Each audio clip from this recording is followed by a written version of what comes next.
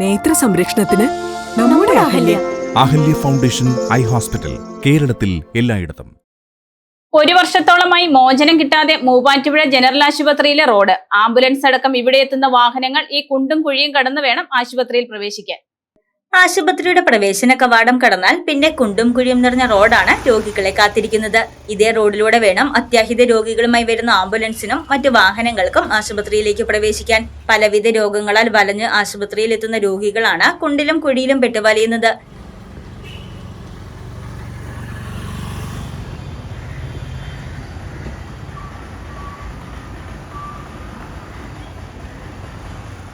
ദിനംപ്രതി 100-ലേറെ രോഗികൾ എത്തുന്ന ജില്ലയുടെ കിഴക്കൻ മേഖലയിലെ പ്രധാന സർക്കാർ ആശുപത്രിയിലാണ് ഈ ദുരവസ്ഥ. മുൻ നഗരസഭാ ഭരണസമയത്ത് ആശുപത്രിക്കുള്ളിലെ റോഡുകൾ ശോചനീയ അവസ്ഥയിലാണെന്നും വിഷയത്തിൽ നഗരസഭാ ചെയർമാൻ അധ്യക്ഷനായ HMC കമ്മിറ്റി അടിയന്തര നടപടി സ്വീകരിക്കണമെന്നും ആവശ്യമുയർന്നിരുന്നു. വർഷങ്ങളായി റോഡ് ടാർ ചെയ്യാതെ തകർന്നു കിടക്കുന്ന അവസ്ഥയാണ്.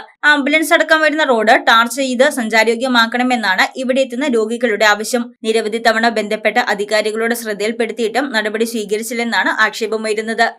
News desk Muvattupuzha news. Thottathil silver collections, Thottathil arcade, opposite Sayana hotel, TB junction, Muvattupuzha.